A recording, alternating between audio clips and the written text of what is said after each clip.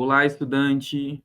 Vitor Prado aqui, professor especialista da disciplina História do Brasil 2. E hoje, no módulo 2, Regências e Revoltas, a gente vai trabalhar com a unidade 2, com as revoltas regenciais. A gente viu na unidade anterior que esse é um período de muita convulsão política, né, muita disputa do poder, e isso vai trazer reverberações também nas províncias através de várias revoltas. A gente vai olhar um pouco cada revolta e também fazer uma análise, com base nessas revoltas, do que elas podem nos dizer para entender melhor esse período. Bom, como a gente já colocou, né, esse é um momento de um contexto de um país muito convulsionado do ponto de vista político, né? A regência é um momento de transição política também. A gente tem um período único, né, dentro do Brasil Império, governado aí por uma regência trina, depois por uma regência una, né? Ou seja, não tem a figura do imperador. E a regência também vai ser marcada pela disputa do poder, né? A falta dessa figura centralizadora do poder, que é um monarca, né, o poder moderador, faz com que o poder esteja em disputa, né, entre diversos grupos políticos. Aí a autora nos traz, né? O período da regência foi marcada pela eclosão de várias revoltas em diferentes partes do país. Elas tiveram natureza distinta, na mesma medida em que foram protagonizadas por diversos atores sociais. Elas têm muitas particularidades e elas se diferenciam, né, essas revoltas. Mas alguns aspectos em comum a gente vai conseguir encontrar e vai nos ajudar a ter uma visão mais clara sobre esse período e sobre o que essas revoltas, né, podem nos dizer. Esse período regencial, que vai de 31 a 41, é um período também de um avanço, né, descentralizador que veio por parte dos liberais moderados. A gente viu isso na unidade passada, né? Um poder político na mão de um grupo, né, liberal moderado, que vai, né, promover uma descentralização do poder e vai colocar esse poder em disputa, né? Em diversas localidades, né, pelo país. Então, em vez de aquele poder estar apenas centralizado na capital do país, através, enfim, de novas competências, né, novas resoluções e reformas, esse poder vai se descentralizar e as províncias vão ter uma maior autonomia e também uma possibilidade, né, de reger de forma diferenciada aquele seu território. Isso vai fazer com que o poder esteja em disputa nessas províncias, né? Então, esse avanço descentralizador liberal, ele é uma política de um grupo, né, dos liberais moderados, e que coloca em xeque, muitas vezes, a sua relação com uma oposição, que são os grupos dos liberais exaltados e dos restauradores, que a gente também analisou na aula anterior. Então, o que acontece? Essa disputa de poder, que está centralizada, obviamente, que na Câmara, né, ou seja, no debate, na Assembleia, na discussão, né, ela vai ser transferida para as ruas, em revoltas e, enfim, em rebeliões pelo país inteiro. Então, o Basile vai nos trazer aqui, né? A disputa política extrapolou o embate de ideias e transbordou para as ruas, transformando-se em luta aberta e violenta pelo poder. Então, é isso que vai caracterizar essas revoltas regenciais. A presença política de diferentes grupos, mas também alguns aspectos dos atores sociais que fazem parte desse cenário brasileiro regencial nesse momento. Bom, a cabanagem, ela é uma dessas revoltas do contexto do período regencial, e ela é muito significativa do ponto de vista de ser uma revolta, talvez uma das maiores, na diversidade de atores sociais. A gente vai ter várias camadas sociais presentes nessa revolta, que vai, enfim, se espalhar não só por uma província, mas também por outras, né? E que vai simbolizar um pouco dessa união entre interesses de uma elite política e também de insatisfação de uma camada social popular, basilar ali da estrutura de poder. Então, essa é uma revolta muito interessante, né? E aí, ela acontece na província do Grão-Pará, né? E aí tem esse elemento, né, do desentendimento de uma elite política local. Esse elemento talvez seja um ponto em comum para a gente pensar em outras revoltas também. Porque, uma vez que os liberais moderados estão no poder regencial, exaltados e restauradores vão estar à margem da política, mas também em oposição, muitas vezes, e disputando poder, muitas vezes, dentro das províncias, como é o caso aqui, né? A gente tem um desentendimento entre exaltados e restauradores. Os liberais exaltados, né, vão se sentir, inclusive, pelo sentimento, né, de desilusão para com os liberais moderados, porque todo é um grupo liberal, né, mas tem os moderados exaltados. Esse sentimento de desilusão exaltada vai fazer, muitas vezes, vai ser um elemento fundamental, muitas vezes, para eles estarem à frente de revoltas provinciais contra um poder central que é moderado, né, uma regência que é principalmente moderada. Bom, esse desentendimento político, né, está presente dentro da revolta, mas também tem um outro elemento, que é o recrutamento forçado. O uso do recrutamento forçado, ele impacta diretamente numa insatisfação popular. As camadas populares, que eram as principais vítimas, né, desse recrutamento forçado, tinham nisso uma grande insatisfação, né? Às vezes um chefe de família que é recrutado forçadamente para compor o exército, ele muitas vezes esse recrutamento, tirar esse chefe de família dali, vai significar a subsistência dessa família, né? Então, o recrutamento forçado é um elemento fundamental para a gente entender essa revolta, né? Além disso, a gente tem aqui a presença do antilusitanismo, que é um elemento fundamental. Por quê? As camadas sociais, né, populares, tinham uma insatisfação, né, com o recrutamento forçado, que atingia elas diretamente, mas também havia uma percepção de que os portugueses, eles eles só se beneficiavam comercialmente, né? Então, um português que é dono de uma loja, na hora de contratar alguém, ele contratava um outro português, não contratava um brasileiro. Eles tinham uma percepção de que os portugueses ocupavam o lugar, né, no comércio ou até nos empregos dos brasileiros. Então, havia um sentimento antilusitano, que está presente não só nessa revolta, como em outras que a gente vai ver. E aí a autora fala, né, as camadas pobres atribuem sua pobreza à ganância dos portugueses. Então, são os portugueses que têm os melhores empregos, são os portugueses que estão pegando as oportunidades. Então, há um sentimento antilusitano que é um resquício também da crise do primeiro reinado, né? É uma revolta de cabanos, né? E aí cabanos é uma referência às populações marginalizadas, né, que viviam em cabanas, né? Ou seja, é uma referência exatamente à população, à massa popular que vem aderir ao movimento que tem inicialmente um caráter meramente de uma elite política local que se desentende, né? Essa é uma revolta, a cabanagem, que ela vai ganhando diversos traços, né? E vai ganhando também muito apoio popular. A revolta se torna muito grande, a ponto de que interesses da elite política local e interesses, principalmente dos exaltados, que estão à frente da revolta, né? Então, interesses dessa elite política local e interesses também dessa base social, por exemplo, dos cabanos, que se torna gigantesca, né? Porque as camadas populares tomam a frente do movimento, que era um movimento inicialmente de uma elite, faz com que as linhas políticas não batam mais.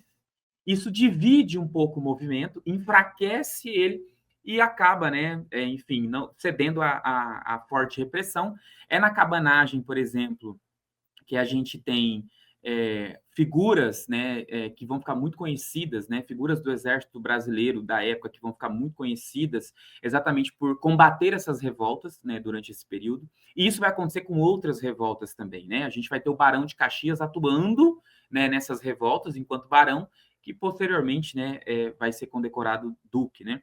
Então, assim, essa é uma revolta muito importante para a gente entender. Um movimento político, né, é uma elite política que se desentende, incita uma revolta, e aqui é o uso da imprensa, é o uso da opinião pública, né?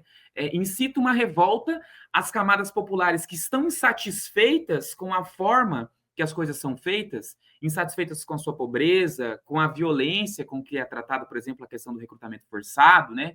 Essa insatisfação se soma a uma revolta, mas a insatisfação popular e a camada popular é tão imensa, né, que ela toma a frente da revolta. E aí é o momento que a elite, inclusive, geralmente vira uma dissidência da revolta e acaba enfraquecendo, né, esse movimento. Então, a cabanagem, ela nos dá um cerne, né, um pouco do que vai ser, né, do que vai estar presente em outras revoltas também. Mas aqui a gente tem uma revolta um pouco diferente, que é a revolta dos malês em Salvador. Salvador já é um lugar, né, de muita eclosão de revoltas, né? E a revolta dos malês, ela vai trazer uma característica muito interessante, né, do ponto de vista das revoltas do período regencial. A revolta da cabanagem, ela tem uma questão política de uma elite local disputando o poder. Aí vem essas camadas sociais que estão insatisfeitas com o recrutamento forçado, que tem um sentimento anti-lusitano de que os lusitanos estão tomando os empregos, então eu sou pobre por causa dos portugueses, enfim, tem toda uma insatisfação social das camadas populares. Mas é o quê? É uma elite e uma camada social popular. Aqui na Revolta dos Malês, em 1835, a gente tem uma revolta que foi inteiramente organizada e protagonizada por escravizados africanos islâmicos. Isso aqui é único nesse período regencial em relação a revoltas, né, que aconteceram no período. Então, assim, uma revolta que está sendo protagonizada por escravizados, e aí o islamismo aqui tem um elemento fundamental, né, porque o que os une muitas vezes no ideário é exatamente a religião. Essa revolta de escravizados demonstra, inclusive, que a gente não está diante, né, e isso é uma perspectiva antiga historiográfica, né, de um escravo dócil, né, de um escravo que aceita a condição de vida dele. Não é isso, né? E a gente vai ver isso em módulos seguintes, né? O quanto que esses escravizados estão se organizando pela sua libertação. E não só isso, como a gente vai ver aqui na Revolta dos Malês. Os escravos de ganho, que são escravizados característicos de regiões urbanas, né, são escravizados que eles têm uma certa liberdade para poder andar, né, na cidade, vender um produto e no final do dia ir até o seu senhor, né, e enfim, entregar essa venda, né, desses produtos. Os escravos de ganho, eles vão ser um elemento fundamental nessa revolta, porque é exatamente nesse trabalho de estar circulando pelo comércio local da cidade, pelo perímetro urbano, que eles vão conseguir se encontrar em reuniões ou pelo menos trocar informações, né? E aí aqui o autor traz, né? Possibilidade de reuniões e encontros durante a realização de serviços acarretou para a formulação do ideário revolucionário dos malês. Então é isso, é esses escravos de ganho, né, se reunindo, se encontrando para poder organizar essa revolta. E isso é muito importante, né? São os escravizados se organizando. Eles não estão aceitando a sua escravidão. E um elemento fundamental aqui é que a luta não é só pela libertação. Não é só para ser livre. E aí a autora traz, né? Não se tratava apenas de fugir da escravidão, mas de assumir o poder de forma organizada. E esse é o ponto fundamental aqui, né? Não é só se libertar, mas é assumir o poder, assumir o controle. Ou seja, veja como essas relações entre os escravizados, elas tinham um grande potencial e elas eram organizadas, pensadas, articuladas. Não era um escravo ou outro que saía correndo, fugindo. Não, eles estão pensando, eles estão se organizando e eles não querem só sua libertação, eles também querem tomar o poder. A revolta dos malês, ela durou pouco mais de 3 horas, né? Ela tem o seu fim porque ela foi denunciada previamente por uma escrava de ganho, inclusive, né? E aí deu tempo ali, né, para o poder local se organizar através da Guarda Nacional, enfim, e, enfim, impedir que os escravizados conseguissem, né, executar o plano de forma eficiente. Então, foi uma revolta que teve um caráter repressivo, inclusive, gigantesco, né, em número de mortos, em número de presos, enfim. E exatamente por uma denúncia, né, ela acabou não se realizando. Mas veja, essa é uma revolta singular durante o período regencial e que é muito importante para a gente entender esses movimentos políticos que vão, inclusive, chegar lá em 88, né, trazendo resultado, né, para essa população. Em Salvador também, como eu disse, né, Salvador as coisas acontecem, né, sempre muito convulsionado. Houve a Sabinada, e aqui essa revolta, ela tem novamente, né, assim como lá na cabanagem, a presença de uma elite política local. Não é um conflito entre elites políticas de grupos diferentes. O que a gente tem aqui é uma figura que é o Sabino Vieira, que era um professor, né, da Faculdade de Medicina de Salvador, criticando abertamente, através da imprensa, essa regência. aqui, talvez a gente consiga analisar um pouco esse elemento do ponto de vista da insatisfação com a regência. A regência, ela é vista, muitas vezes, como uma continuidade dos problemas que já estavam sendo vistos lá no primeiro reinado. Então, muitas vezes, esses revoltosos, eles vão estar insatisfeitos com pautas que já eram colocadas lá no período do primeiro reinado. E muitas vezes também eles vão enxergar na regência uma falta de compromisso com a província ou com os ideais liberais, né? É mais ou menos o que acontece aqui, né? O Sabino Vieira vai, através da imprensa, convocar revoltosos mesmo e falar, né, abertamente sobre uma república, sobre o federalismo, sobre o respeito à província, né? Ou seja, ele vai falar abertamente sobre a disputa do poder local, que é fruto de uma descentralização do poder dos liberais moderados. Eles vão se reunir em torno do Forte de São Pedro, que está aqui a nosso direito, e basicamente vão tomar o forte, muitas guarnições vão aderir ao movimento e eles vão tomar a cidade. Dentro dos ideários, né, eles vão inclusive instituir um novo presidente, né, da província, e dentro desses ideários está a presença da República Federativa. E aqui é interessante, né?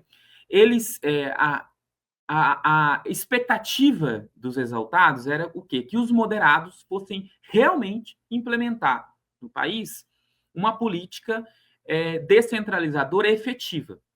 Há uma descentralização, né? A gente viu isso na unidade passada, né? Criação de assembleias locais, enfim, há uma descentralização do poder.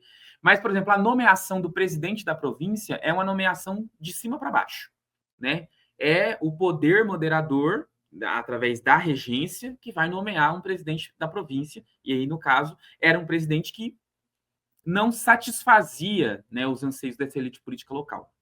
Então, eles vão implementar, né, um ideário de uma república federativa, ou seja, o que é o federalismo nesse contexto? É exatamente o reconhecimento e autonomia de territórios, como a gente vive hoje, né? Os estados têm determinada autonomia, têm uma constituição estadual, e uma determinada autonomia sobre aquele território. E estão unificados por um poder central que, né, no caso, é o governo centralizado, né, federal, aqui no nosso caso atual, né? E aqui há um reconhecimento, né, das províncias, a criação de assembleias, mas o Estado não é federativo, né? As províncias não têm total autonomia.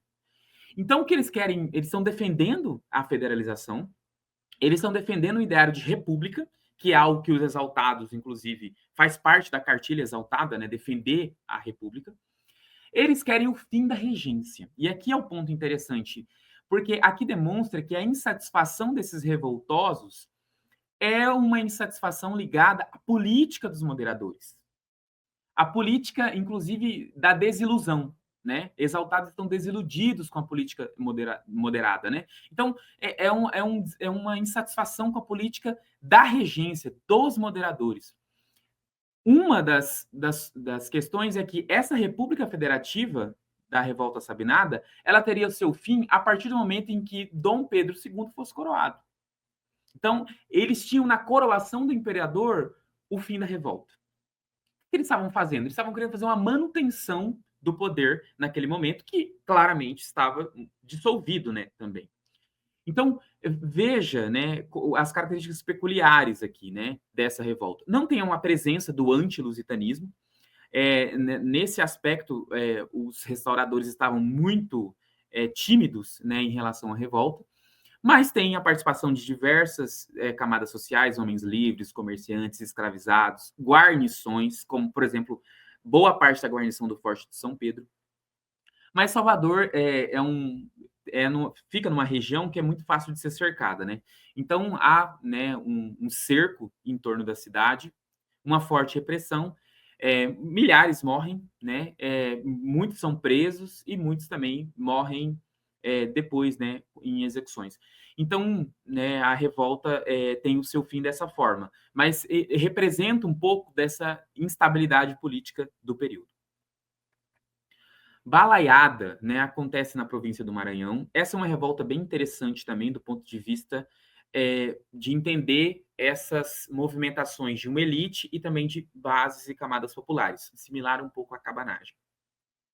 Aqui na balaiada, a gente tem a presença, então, do desentendimento de uma elite política local. Aqui, no caso, a gente tem a presença de uma disputa entre exaltados e restauradores. E os restauradores tomam, né, o poder provincial, né, tem maioria na Câmara, enfim, na Assembleia Provincial, e aí conseguem, né, instituir as suas próprias políticas e também usam mecanismos do Estado para reprimir os exaltados. E isso aqui é muito importante. O recrutamento forçado, ele era um elemento de insatisfação da base social, né? Você vai lá e forçadamente recruta alguém que, às vezes, é a principal fonte de renda de uma família, e aí aquela família fica numa condição de subsistência, e essa pessoa, inclusive, recebe um soldo muito baixo, que o pagamento do exército era um pagamento baixo, e fica por tempo indeterminado lá servindo no exército. Então, o que os restauradores, quando eles tomam o poder aí, né, na província do Maranhão, eles fazem? Eles instituem um recrutamento forçado contra pessoas que faziam parte do grupo político dos exaltados. Eles usam um aparato estatal, né, uma competência do Estado, para reprimir outra força política, que no caso são os exaltados. E eles vão instituir a lei dos prefeitos. A lei dos prefeitos, ela tirava algumas competências que eram de juízes de paz e colocavam na mão de prefeitos. E além disso, né, ela também, os prefeitos, né, eles estabeleceram prefeitos dentro da província. Existe um presidente provincial e aí esses prefeitos dentro da província de determinada região.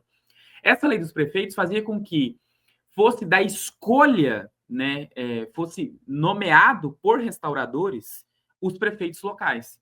Ou seja, era uma dominação total, né, dos cargos e do poder na província do Maranhão por parte de restauradores, que é aquele grupo político que quer, né, a coroação de Dom Pedro, que queria inclusive a volta do Dom Pedro I, que tinha um alinhamento mais português, mais absolutista monárquico. Então, o que a gente está vendo? Os restauradores estão tomando o poder de uma província, usando mecanismos do Estado para reprimir um outro grupo político, que são os exaltados. E os exaltados, por sua vez, vão utilizar, primeiro, né, da insatisfação popular. O recrutamento forçado atingia eles enquanto grupo, mas era uma insatisfação popular, né? Vão utilizar do sentimento antilusitano, porque os restauradores são vistos assim, como portugueses que querem, né, tirar os brasileiros, né, dos postos de poder. Estão tomando o lugar dos brasileiros. Então, eles usam disso para trazer as camadas populares para sua revolta. E aí, é uma revolta que tem inúmeras reviravoltas. Ora um está no poder, ora outro está à frente da revolta. Aí esse segundo líder político se desentende com a base, colocam outro líder político. A revolta se espalha, domina a cidade de Caxias, por exemplo, que seria a segunda maior província do estado do Maranhão. Então, assim, essa é uma revolta que ela tem muitas reviravoltas. E a participação de diversos, né, exaltados, homens livres, escravizados, do Manuel Balaio, que dá nome à revolta, né, de balaiada, e Balaio do cesto, né, ele era um produtor de cestos, então, de cesteiros, enfim, são diversas camadas populares. E o que acontece é um elemento muito próximo do que acontece na cabanagem, né, não são revoltas iguais, mas assim, muito próximo no sentido de que a revolta ela ganha tamanhos imensuráveis. É uma revolta muito grande, né? Com muitos atores sociais e com muitos desejos que muitas vezes, né, muitos desejos e projetos políticos que vão entrar em conflito. Então, vai ser um momento em que determinado alinhamento não vai bater com o outro. E isso é isso que se aproxima da cabanagem. É uma elite que estava à frente da revolta que não vai se entender com a base, que são as camadas populares. Isso vai causar dissidências internas, inclusive por parte das lideranças dessas elites que, depois que são à frente, né, da revolta e do poder provincial, vão se aliar, por exemplo, né, à capital, ao poder central, e, né, vão ajudar a combater, né, essa repressão aos revoltosos, que eram essas camadas populares. Então, mais uma vez, um aspecto ali, né, de um alinhamento político que não funciona. mas tem a presença de uma elite política em disputa e tem a presença do uso de uma insatisfação coletiva para fazer com que a revolta ganhe força dentro dessa disputa de poder local. Nós temos aqui uma revolta diferente, né? Que é a Revolução Farroupilha. E ela é diferente porque ela é uma revolta da elite, sumariamente da elite. A Revolução Farroupilha, ela começa, né, ela tem o seu início a partir de uma insatisfação de uma elite. É a elite que está insatisfeita. Primeiro, com o tributo do sal, porque eles são produtores de charque, e o sal é um dos subsídios básicos, né, para a produção de charque. Então, eles estão insatisfeitos com a taxação, né, em cima do sal, com o tributo em cima do sal. E eles também estão insatisfeitos com a concorrência uruguaia. Havia um charque que era produzido no Uruguai e que ele não tinha uma taxação muito forte. Então, eles queriam que taxasse mais a charque uruguaia, para que favorecesse a venda da charque deles, né? E que diminuísse o custo de produção deles, né? Diminuindo o tributo sobre o sal. Ou seja, é uma insatisfação de uma elite política. As reivindicações diziam respeito aos interesses dessa elite, composta por criadores de gado e produtores de charque, né? Uma elite à frente de uma revolta. Isso vai trazer características muito peculiares para a Revolução Farroupilha, que foi a que mais durou, né? Foi de 35 a 45. Ela até passa, né, por cima, porque muitas revoltas acabam com a coroação de Dom Pedro II. Mas ela passa por isso e vai além, né? E chega em outro momento. Essa é uma revolta elitista, né, organizada a partir dessas bases, e ela vai ganhando cada vez um caráter um pouco mais diferente, né? Ela é decretada uma república rio-grandense, né? A figura do Bento Gonçalves, que é o líder dessa revolta, uma figura muito importante na memória, inclusive, dessa Revolução Farroupilha. Então, ela ganha, quando ela vira uma república rio-grandense, ela ganha um caráter separatista, né? De sair, né, de dentro do Estado Imperial Brasileiro. Mas ela é uma revolta, como ela é uma revolta da elite, ela é uma revolta que vai se diferenciar até no tratamento, na forma, né, como esses revoltosos vão ser tratados. Eles, enfim, vão conseguir instituir sua própria República Rio-Grandense, vão chamar eleições para novos representantes, né, vão eleger esses novos representantes, vão escolher um presidente da província, que vai ser uma liderança como, por exemplo, o Bento Gonçalves, né? Vai ser separatista, apesar de no início não ser tanto, mas depois vai ser bem separatista, declarando a sua república. Vai contar com participação de populares e escravizados, não só na revolta em si, mas nas batalhas, que vão ser travadas diversas batalhas entre os revoltosos, né, e o Estado Imperial Brasileiro. Enfim, vai se criar todo o imaginário em torno disso. Só que é uma revolta de uma elite. E é uma revolta que se mostrou muito eficiente. Uma das figuras que vão ser designadas para resolver a revolta é o Barão de Caxias, né? O Barão de Caxias, ele vai enxergar nessa revolta exatamente isso, o fato de que é uma elite política muito fortalecida e que havia o risco real deles conseguirem se separar.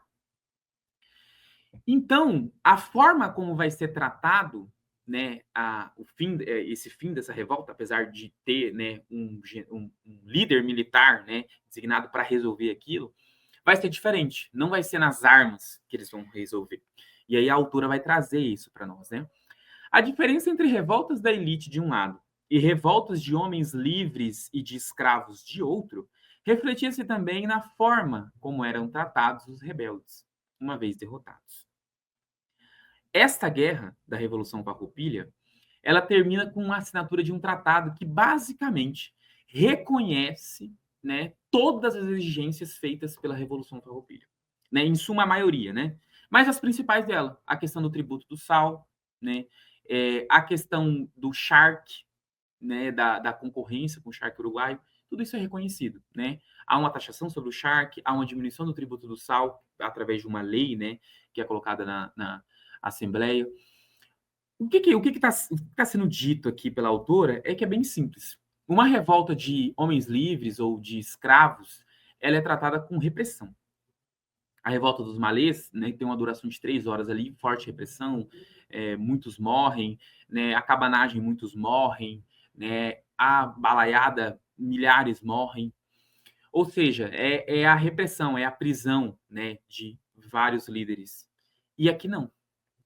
A guerra terminou com a assinatura do Tratado de Poncho Verde, que fazia várias concessões aos rebeldes. Os oficiais rebeldes seriam incorporados ao exército imperial. Primeira coisa, mantendo a patente deles, inclusive, e o prestígio de estar, né, no oficialato do exército imperial. Todos os prisioneiros de guerra seriam devolvidos à província. Todo mundo que foi preso, e muitos são presos nessas revoltas, né? Mas nesse caso específico aqui, não. Olha, você foi preso, mas está tudo certo, anistiado aqui, pode ir embora. Além disso, foi incluída a elevação do tributo cobrado para a entrada do charque no Brasil. O charque uruguaio vai ser tributado. E também haverá uma lei, né, que vai ir para a Assembleia para diminuir a tributação em cima do sal, né, para a produção de charque. Então, veja como uma revolução da elite ela é tratada do ponto de vista das negociações com o poder central. Muito diferente, muito divergente. Aqui há um medo, um temor também da balcanização, da fragmentação do território. Porque, né, é separatista, completamente separatista, não está condicionado a mais nada, né? As outras revoltas, ela tem um caráter muito mais de manutenção do poder, né? Apesar de, às vezes, pregar uma revolução republicana, ela tem um caráter de uma manutenção do poder ali. Essa aqui era separatista, né? E isso é um elemento também que tem que ser considerado. Então, o que essas revoltas vão nos dizer? O que elas vão apontar para nós? Primeiro, que há uma disputa política pelo poder. O poder está descentralizado, né? A possibilidade agora do poder estar sendo disputado ali na província, não é mais lá no Rio de Janeiro, na capital, né? Na província o poder está sendo disputado. A gente viu isso na unidade passada, né? Esse poder descentralizado reconhece, inclusive, a participação de elites políticas locais, provinciais, na formação de um Estado. E isso faz com que grupos políticos exaltados, restauradores e moderados estejam disputando. É um período em que os moderados estão à frente do poder, deixando a margem aos exaltados e restauradores. Né? Então, é um período de disputa política do poder. Isso está presente em várias das revoltas. Né? Forte presença do anti-lusitanismo. O português, né, a figura do português, o lusitano, ela é vista como uma figura que toma o emprego de brasileiros, que impede que os brasileiros cresçam, que impede que os brasileiros saiam da pobreza. Né? Então, o sentimento anti-lusitano, que é um sentimento que vem desde a independência, que passa pelo primeiro reinado, na abdicação de Dom Pedro I, que está presente aqui no período regencial, ele tem uma forte presença nessas revoltas. Né? Muitas vezes é isso que define, por exemplo, um caráter fundamental para aquela revolta, como, né, acontece, por exemplo, lá na cabanagem, onde, né, os revoltosos eles estão vendo, né, que a justificativa para eles estarem pobres é o fato, né, de que portugueses têm acesso a emprego, portugueses têm acesso a oportunidades. Duras críticas ao modelo de regência. Aqui é um elemento político, porque a crítica ao modelo de regência, ela nunca vai partir dos moderados, por exemplo, porque eles estão no poder, eles têm os regentes deles lá, né? Então, aqui é um elemento político da disputa do poder, né, criticando esse modelo regencial, né? Quando a gente tem o Sabino em Salvador usando os jornais, né, para falar mal do modelo regencial, ele está falando mal desses moderados. Ele está falando mal dessa política, desse grupo político, desse projeto político, né? Coroação de Dom Pedro II é uma coisa que está presente, né, na Revolta de Salvador. Né? Isso.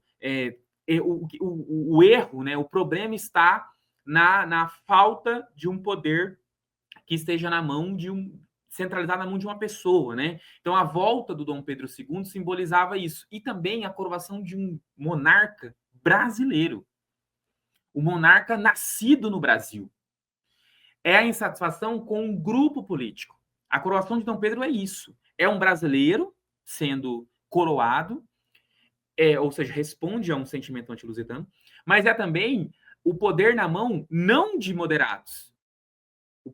Os moderados saem do poder, é a insatisfação política com aquele grupo, com aquele projeto. Né? Recrutamento forçado, algo que atingia as camadas populares. Né? Algo que trazia uma insatisfação política, mas uma insatisfação social, né, das pessoas que eram submetidas àquilo. O uso do recrutamento forçado como um elemento de repressão a outro grupo político que não está no poder, né? São restauradores usando isso contra exaltados e vice-versa, né? Então, assim, veja como esses elementos eles conversam com a política e também com as demandas sociais de camadas mais pobres e populares. Possível balcanização do território, né? Eclosão de revoltas no país inteiro. A gente tem esse mapa aqui, né? Cabanagem, Vaiara, Sabinada, Farrapos, né? Malês na Bahia, também em Salvador. Então, o que a gente vê aqui? A gente vê que os territórios mais distantes do poder central, do Rio de Janeiro, eles estão se revoltando. E o Rio Grande do Sul, que fica na fronteira com um lugar onde o Brasil teve um conflito com a Argentina, que foi a Guerra Cisplatina, né, e que ele perdeu, né, porque nem ele nem a Argentina ficaram com território, né, essa província Cisplatina virou o Uruguai. Veja, essa localidade é uma localidade que está numa guerra declarada, aberta, separatista e republicana. Então, há um medo de uma possível balcanização do território. A América Latina, se você for olhar para ela, ela tem uma colonização portuguesa e espanhola. A colonização espanhola se transformou, basicamente, todo aquele território que era de domínio espanhol, em vários países. Se balcanizou em vários países. Os portugueses colonizaram esse território e conseguiram manter esse território uno pós-independência. Então, há um medo de se balcanizar, igual, por exemplo, acontece com os espanhóis. Necessidade de rever as medidas moderadas. Ou seja, essa política, né, está um período de conturbação, né, revolta ali, revolta aqui. Essa política dos moderados, esse projeto político dos moderados, está dando errado. Essa é a perspectiva que tem outros grupos políticos.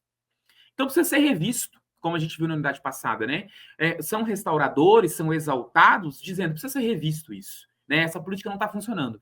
Isso vai se intensificando a tal ponto que os próprios moderados se dividem e começam a questionar se realmente essas políticas foram eficientes, ou estão certas ou não, né? E isso faz com que os moderados, inclusive, deixem de existir e se incorporem, como a gente viu na unidade passada, em partidos políticos, conservador ou liberal. Então, assim, é isso que as revoltas nos dizem, é isso que esse período nos diz em relação à conturbação política e também às demandas das camadas populares que estão se revoltando. É escravizado se organizando e se revoltando pela tomada do poder. Né? É camada de homens livres, pobres, se revoltando e querendo tomar o poder. É uma elite usando de pautas sociais para se juntar com as camadas populares para tomar o poder.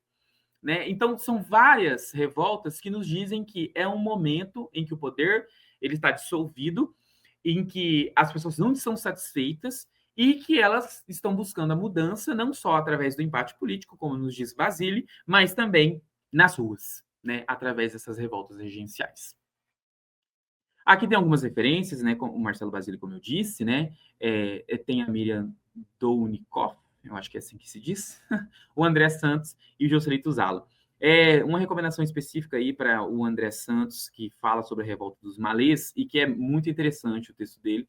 Ele vai abordar um pouco dessa questão da religião islâmica presente na revolta, né? Assim como, né, o Joselito Zala e a Carla Menegatti vão trabalhar bastante com a memória que tem a Revolução Farroupilha, a condecoração desse herói, né, o Bento Gonçalves, estátuas, né, enfim, e também é bem interessante essa relação de memória em relação à história, né, da Revolução Farroupilha. Bom, espero que a gente tenha compartilhado muitos conhecimentos e aprendizados e eu aguardo vocês na próxima aula. Bons estudos!